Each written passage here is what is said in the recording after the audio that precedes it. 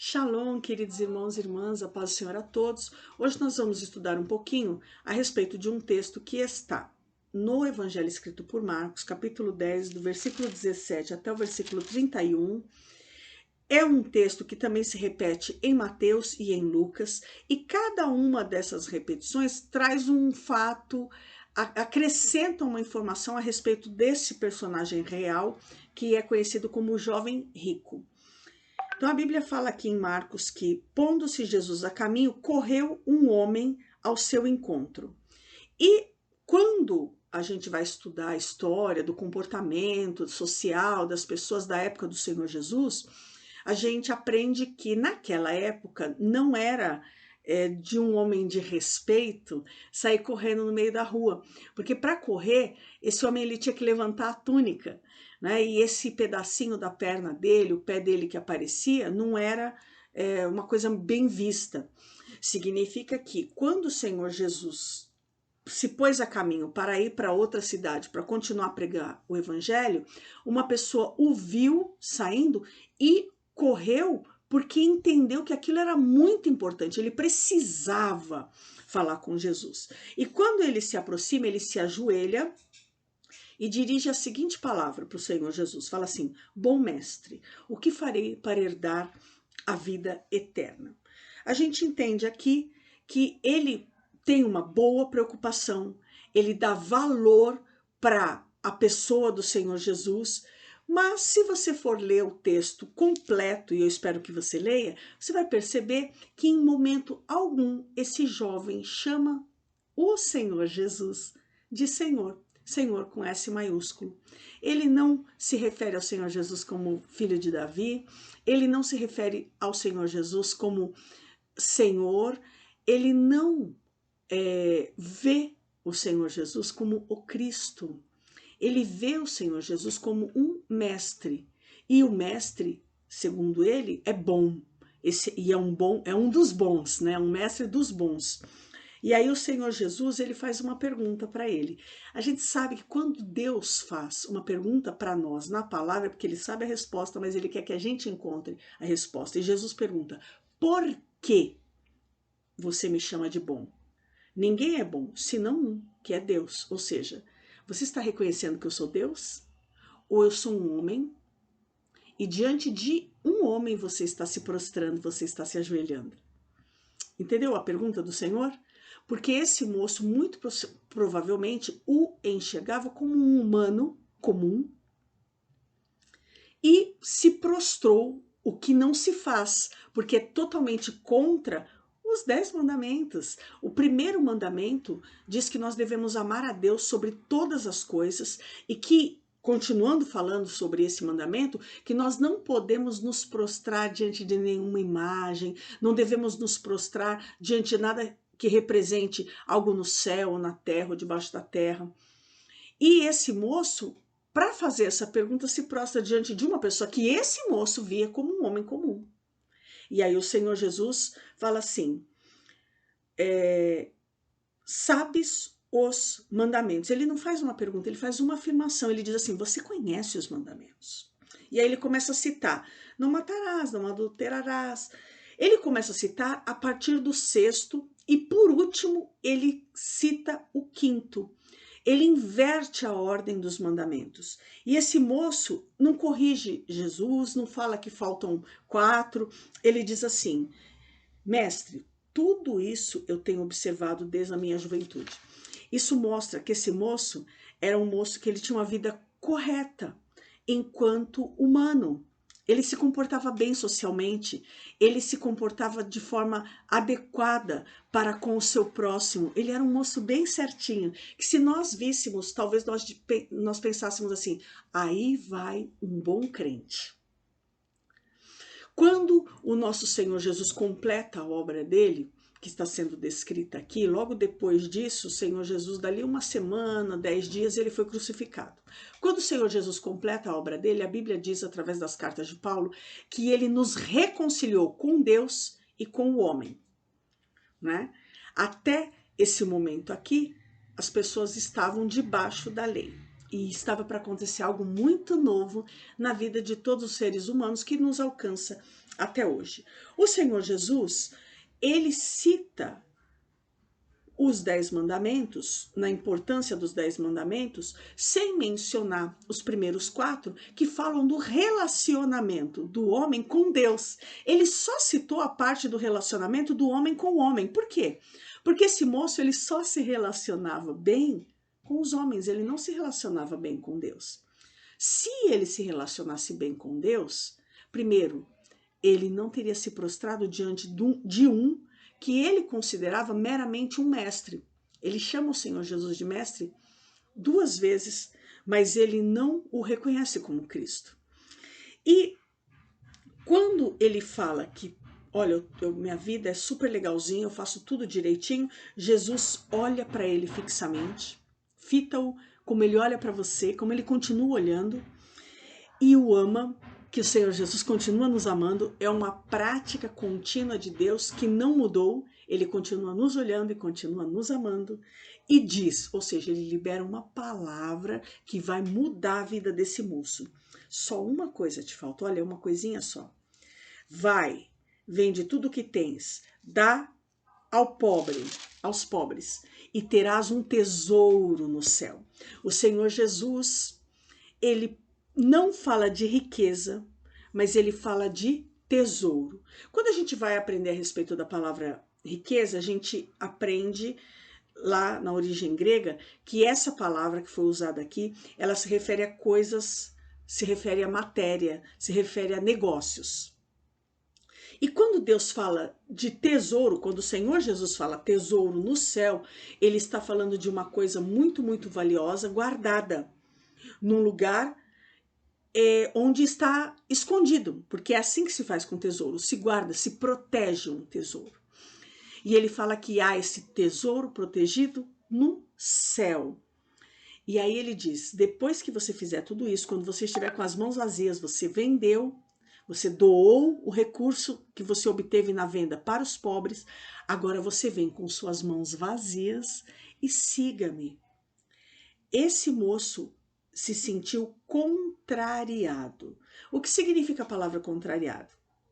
Significa o caminho inverso, o pensamento inverso que a pessoa está praticando. Ele entendeu que aquele mestre que tinha apresentado um ensino para ele, deu um ensino que ele não concordou. Olha, muito legal tudo isso aí que você falou, mas eu não concordo. É lógico que ele não disse isso, mas a atitude dele disse isso, porque ele se retirou quando Jesus falou isso. A expressão dele era uma expressão triste e ele foi embora, porque ele tinha muitas propriedades, ele tinha muitas riquezas, era um jovem muito rico. E aí o Senhor Jesus passa a ensinar que os que confiam nas riquezas terão dificuldade para entrar no reino de Deus. Muitos pegam esse texto para confirmar que nós devemos ser pobres para entrarmos no reino de Deus. E não é isso que esse texto está falando. Esse texto está contando a respeito de uma deficiência. A gente tem estudado a respeito de encontros com o Senhor Jesus. E muitas pessoas foram se encontrar com o Senhor Jesus. De todas que foram se encontrar, a única que não saiu transformada foi esse jovem. Todas tinham deficiências. Um era leproso, o outro era coxo, o outro era cego, a outra tinha uma filha terrivelmente endemoniada, outro tinha uma deficiência no caráter, o Zaqueu. A gente tem estudado isso. Você pode ver aqui nos vídeos, se você não acompanhou algum desses estudos. E você percebe que esse moço também tem uma deficiência. Ele está com o coração dele em algo que não é Deus. A área de maior importância da vida dele, a área onde ele põe mais amor na vida dele, não é Deus, conforme o primeiro mandamento pede. Conforme o primeiro mandamento ensina. Esse moço praticava todos os mandamentos que diziam respeito ao relacionamento dele com o outro, mas ele não praticava os 4 mandamentos que diziam a respeito dele com Deus. E aí, quando o Senhor Jesus percebe isso, ele fala, olha, falta uma coisa. Você está indo muito bem onde o olho vê, mas você está indo péssimo onde o invisível está. E o nosso Deus, você sabe muito bem que a gente não enxerga, mas ainda assim é desejável que nós o tenhamos em primeiro lugar no nosso coração. E aí o Senhor Jesus começa a falar que aqueles que têm confiança em algo que não é Deus, então, para mim e para você, talvez esse texto não esteja falando de riqueza, porque talvez a gente nem tenha isso. Mas pode ser que no teu e no meu coração haja algo que nós consideramos muito importante, que seja uma riqueza para nós. Pode ser um relacionamento, um sentimento, uma atitude, às vezes até uma zona de conforto da nossa vida, e nós não queremos abrir mão dela para estar com Deus, para que Deus esteja em primeiro lugar na nossa vida. Esse moço, ele tinha um comportamento que foi identificado pelo Senhor Jesus. E o Senhor Jesus, ele decidiu, por amor, corrigi-lo. O Senhor Jesus, ele nos corrige em amor. Ocorre que muitas vezes, quando o Senhor ele entrega uma palavra, essa palavra nos confronta. E toda palavra de Deus que nos confronta é porque ela acertou exatamente no alvo. Por exemplo, quando alguém fala de dízimos e ofertas e a gente se ofende, é porque é exatamente nessa área que nós não estamos curados, é ali que nós temos deficiência. Quando alguém fala sobre fidelidade, quando Deus usa alguém para falar conosco na pregação, nós ouvimos uma palavra que fala sobre perdão, sobre reconciliação, sobre zelo, e aquilo nos fere, a gente não concorda. É porque essa palavra, ela está nos confrontando. E nesse confronto, nós não podemos nos permitir sairmos contrariados. Porque sair contrariado é sair com a direção oposta, contrária àquela que a palavra está nos impulsionando. E a palavra, você sabe muito bem, é o Senhor Jesus. Quando o Senhor Jesus ele vai terminar de explicar esse texto, ele fala que, em verdade, ninguém que tenha deixado casa, irmão, irmã, e fala tudo que é valioso, né, por amor de mim, que não venha a receber no presente, ou seja, é agora, 100 vezes mais. Nós nunca vamos ganhar de Deus na generosidade. A gente nunca vai doar mais do que Deus pode doar. Ele diz que se esse jovem tivesse entregado a fortuna que ele pensava ter, a riqueza que ele pensava ter, ele receberia 100 vezes mais no presente século. Esse moço ele não teve a oportunidade de experimentar. Esse moço foi a única pessoa que teve um encontro com o Senhor Jesus e saiu exatamente do mesmo jeito, porque ele não se permitiu ser mudado. Nesse encontro não houve transformação, porque ele foi contrariado com a palavra, com o confronto da palavra, e ele não aceitou a transformação que o Senhor Jesus estava propondo.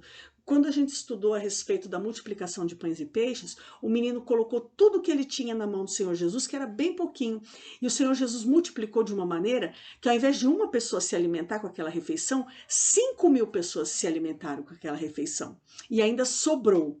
Aqui, esse jovem perdeu a oportunidade de ver a fortuna na qual ele confiava ser multiplicada pelo poder do Senhor Jesus, mas ele não viu isso acontecendo porque ele não abriu mão.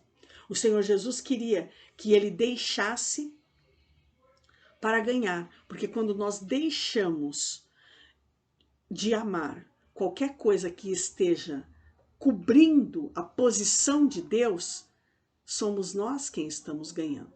Em primeiro lugar, no nosso coração, deve estar a presença de Deus, a pessoa de Deus. E amar a Deus é ouvir o que ele fala e praticar o que ele fala. Porque esse moço viu que Jesus era um mestre, não o reconheceu como Senhor. Ouviu o que o mestre ensinou. E quando aquela palavra o confrontou, ele virou as costas e foi embora. Ele se encontrou com o Senhor Jesus, mas ele não foi salvo. que essa palavra ela venha nos ensinar que existe a possibilidade de nós nos encontrarmos com o Senhor Jesus e não sermos salvos, quando nós não abrimos mão daquilo que o Senhor Jesus diz que nós devemos abrir mão. Pode ser uma prática, pode ser um costume, pode ser um pecado. A Bíblia fala, para nós encerrarmos, que o nosso Deus ele tem muitos tesouros. Ela fala isso lá em Deuteronômio 32, 34. Deus fala, os meus tesouros. E quando você vai ver os tesouros de Deus, lá em Isaías 33, versículo 6, o Senhor está falando de sabedoria, o Senhor está falando de conhecimento, o Senhor está falando de salvação, e que isso vai nos levar a possuir tesouros terrenos. Quando nós buscamos a Deus em primeiro lugar, quando nós buscamos a Deus, ao reino de Deus e a sua justiça em primeiro lugar, todas as outras coisas são acrescentadas. O nosso Deus ele tem alegria na nossa prosperidade, ele tem alegria na nossa riqueza. Porém, a nossa confiança não pode estar nas riquezas. Eva duvidou da palavra de Deus. Adão duvidou da palavra de Deus, desconfiou. Será que Deus está falando a verdade? A Bíblia não diz isso, mas a atitude deles demonstrou isso. Esse moço ele tinha boas atitudes, mas o coração dele duvidava que Deus poderia ser maior do que as riquezas que ele possuía. E por essa razão, ele não foi salvo, porque o Senhor Jesus não confirma a salvação desse moço. Diz assim, falta uma coisinha para você ser salvo. E essa coisinha, esse moço não fez. Amém? Receba essa palavra em nome de Jesus.